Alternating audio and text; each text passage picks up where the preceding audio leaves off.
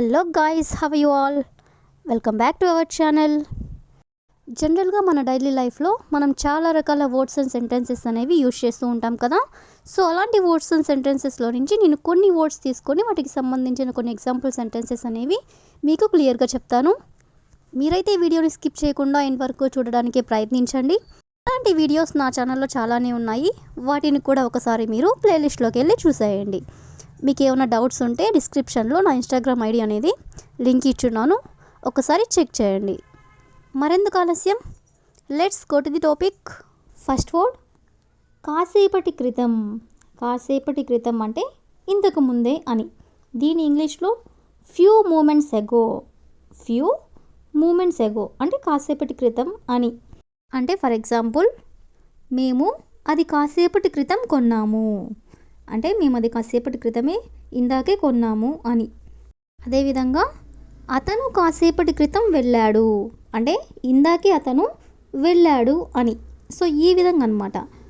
So కాసేపటి క్రితం అనే వర్డ్ని తీసుకొని మనం దానికి సంబంధించిన కొన్ని ఎగ్జాంపుల్ సెంటెన్సెస్ అనేవి చూద్దాం.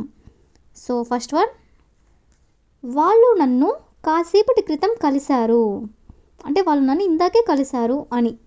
సో దీన్ని ఇంగ్లీష్లో they met me a few moments ఎగో.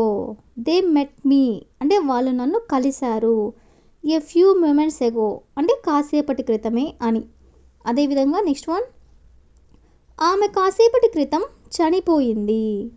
ఆమె కాసేపటి క్రితం చనిపోయింది అని చెప్పాలనుకున్నప్పుడు she died a few moments ago. She died అంటే ఆమె చనిపోయింది. ఏ ఫ్యూ మూమెంట్స్ ఎగో అంటే కాసేపటి క్రితం అని.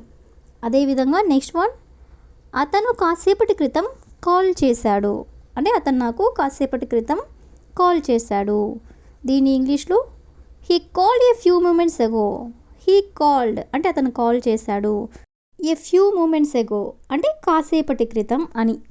అదేవిధంగా నెక్స్ట్ వన్, మేము అది కాసేపటి క్రితం డెలివరీ చేశాము. మేము అది కాసేపటి క్రితమే డెలివరీ చేశాము అని ఇలా చెప్పాలనుకున్నప్పుడు we delivered it a few moments ago. We delivered అంటే మేము డెలివరీ చేశాము. ఏ ఫ్యూ మూమెంట్స్ ఎగో అంటే కాసేపటి క్రితం అని. అదేవిధంగా నెక్స్ట్ వన్, వాళ్ళు కాసేపటి క్రితం తిన్నారు. వాళ్ళు కాసేపటి క్రితం తిన్నారు అని చెప్పాలనుకున్నప్పుడు they ate a few moments ago. They ate అంటే వాళ్ళు తిన్నారు. ఏ ఫ్యూ మూమెంట్స్ ఎగో అంటే కాసేపటి క్రితం అని. అదేవిధంగా నెక్స్ట్ వన్, ఆమె కాసేపటి క్రితం పూర్తి చేసింది. ఆమె కాసేపటి క్రితం పూర్తి చేసింది అని చెప్పాలనుకున్నప్పుడు she finished a few moments ago. She finished అంటే ఆమె పూర్తి చేసింది. ఏ ఫ్యూ మూమెంట్స్ ఎగో అంటే కాసేపటి క్రితం అని. అదేవిధంగా నెక్స్ట్ వన్, ఆమె కాసేపటి క్రితం వెళ్ళింది.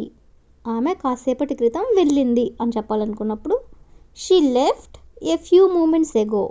షీ లెఫ్ట్ అంటే ఆమె వెళ్ళింది. ఏ ఫ్యూ మూమెంట్స్ ఎగో అంటే కాసేపటి క్రితం అని. అదేవిధంగా ది లాస్ట్ వన్, మేము అది కాసేపటి క్రితం కొన్నాము. దీన్ని మనం ఎగ్జాంపుల్గా చెప్పుకున్నాం కదా. సో దీన్ని ఇంగ్లీష్లో we bought it a few moments ago. We bought it అంటే మేము కొన్నాము. ఏ ఫ్యూ మూమెంట్స్ ఎగో అంటే కాసేపటి క్రితం అని. సో ఈ విధంగా మనం కాసేపటి క్రితం అనే వర్డ్ని తీసుకొని దానికి సంబంధించిన కొన్ని ఎగ్జాంపుల్స్ అనేవి చూసాం కదా. నెక్స్ట్ వర్డ్ చూడండి, నా అంతటా నేనే లేదా వాళ్ళ అంతటా వాళ్ళే లేదా ఆమె అంతటా ఆమె ఇలా చెప్తూ ఉంటారు కదా. అంటే ఫర్ ఎగ్జాంపుల్, నేను ఈ పని నా అంతటా నేనే చేశాను అంటే ఇంకెవరు నాకు హెల్ప్ చేయలేదు, నా అంతటా నేనే ఈ పని చేశాను అని. అదేవిధంగా వాళ్ళు వాళ్ళ అంతటా వాళ్ళే ఆడుకుంటున్నారు. వాళ్ళు వాళ్ళంతట వాళ్ళే ఆడుకుంటున్నారు ఈ విధంగా అనమాట. సో ఈ విధంగా మనం నా అంతటా నేనే లేదా వాళ్ళ అంతటా వాళ్ళే లేదా ఆమె అంతటా ఆమె ఇలాంటి వర్డ్ని తీసుకొని దానికి సంబంధించిన కొన్ని ఎగ్జాంపుల్స్ అనేవి చూద్దాం. సో ఫస్ట్ వన్, ఆ లెటర్ మేము మా అంతటా మేమే వ్రాసాము అంటే మాకెవరు హెల్ప్ చేయలేదు, మా అంతటా మేమే ఆ లెటర్ రాసాము అని. దీన్ని మనం ఇంగ్లీష్లో we wrote that letter all by ourselves.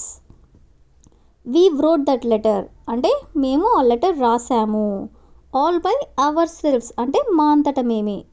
అదేవిధంగా నెక్స్ట్ వన్, నేను ఇంగ్లీష్ నా అంతట నేనే నేర్చుకున్నాను అంటే నాకు ఎవరు నేర్పించలేదు, నా అంతట నేనే నేర్చుకున్నాను అని. దీన్ని ఇంగ్లీష్లో I learned English all by myself. I learned అంటే నేను నేర్చుకున్నాను ఇంగ్లీష్ నేర్చుకున్నాను. ఆల్ బై మై సెల్ఫ్ అంటే నా అంతట నేనే నేర్చుకున్నాను అని. అదేవిధంగా నెక్స్ట్ వన్, ఆమె అంతటా ఆమె హోంవర్క్ పూర్తి చేసింది అంటే ఆమెకి ఎవరు హెల్ప్ చేయలేదు, ఆమె అంతటా ఆమె స్వయంగా పూర్తి చేసింది అని. దీని ఇంగ్లీష్లో she has to finish her homework all by her self. She has to finish అంటే ఆమె పూర్తి చేసింది, హర్ హోంవర్క్ అంటే ఆమె హోంవర్క్ని, ఆల్ బై హర్ సెల్ఫ్ అంటే ఆమె అంతటా ఆమె అని. అదేవిధంగా నెక్స్ట్ వన్, అతనంతటా అతనే ఫ్లాట్లో ఉన్నాడు. అతనంతటా అతనే ఫ్లాట్లో ఉన్నాడు అని చెప్పాలనుకున్నప్పుడు he lives all by himself in that flat. He lives అంటే అతను ఉంటున్నాడు, ఆల్ బై హిమ్సెల్ఫ్ అంటే అతనంతటా అతనే, ఇన్ దట్ ఫ్లాట్ అంటే ఫ్లాట్లో, ఆ ఫ్లాట్లో అని. అదేవిధంగా నెక్స్ట్ వన్, నువ్వు నా అంతటా నన్ను ఎందుకు వదిలేసావు. ఇలా మనం ఎవరినైనా అడగాలనుకున్నప్పుడు why did you leave me all by myself. Why did you leave me అంటే నన్ను ఎందుకు వదిలేసావు. ఆల్ బై మై సెల్ఫ్ అంటే నా అంతటా నన్నే. అదేవిధంగా నెక్స్ట్ వన్, ఆమె అంతటా ఆమె ఆఫీస్కి వెళ్తుంది అంటే ఆమెను ఎవరు డ్రాప్ చేయట్లేదు, ఆమె అంతటా ఆమె ఆఫీస్కి వెళ్తుంది అని. సో దీని ఇంగ్లీష్లో now she is going to the office all by her self. Now అంటే ఇప్పుడు, she is going to the office అంటే ఆమె ఆఫీస్కి వెళ్తుంది, ఆల్ బై హర్ సెల్ఫ్ అంటే ఆమె అంతటా ఆమె అని. అదేవిధంగా నెక్స్ట్ వన్, వాళ్ళ అంతటా వాళ్ళే ఆడుకుంటున్నారు. దీన్ని మనం ఎగ్జాంపుల్గా చెప్పుకున్నాం కదా. దీన్ని ఇంగ్లీష్లో they are playing all by themselves. They are playing అంటే వాళ్ళు ఆడుకుంటున్నారు, ఆల్ బై దెమ్సెల్వ్స్ అంటే వాళ్ళంతటా వాళ్ళే.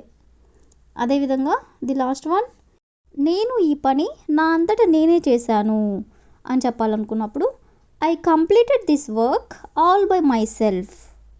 I completed this work all by myself అంటే నా అంతటా నేనే ఈ పని పూర్తి చేశాను అని. సో ఈ విధంగా మనం నా అంతటా నేనే లేదా వాళ్ళంతటా వాళ్ళే అనే వర్డ్స్ని యూజ్ చేసుకొని కొన్ని ఎగ్జాంపుల్స్ అనేవి చూసాం కదా. So that's all for today. I will ask a question for you. నువ్వు నీ అంతటా నువ్వే ఇక్కడ నుండి వెళ్ళిపోయావు. నువ్వు నీ అంతటా నువ్వే ఇక్కడ నుండి వెళ్ళిపోయావు. So if you know this one in English, please you can comment in the comment section. Thank you for watching.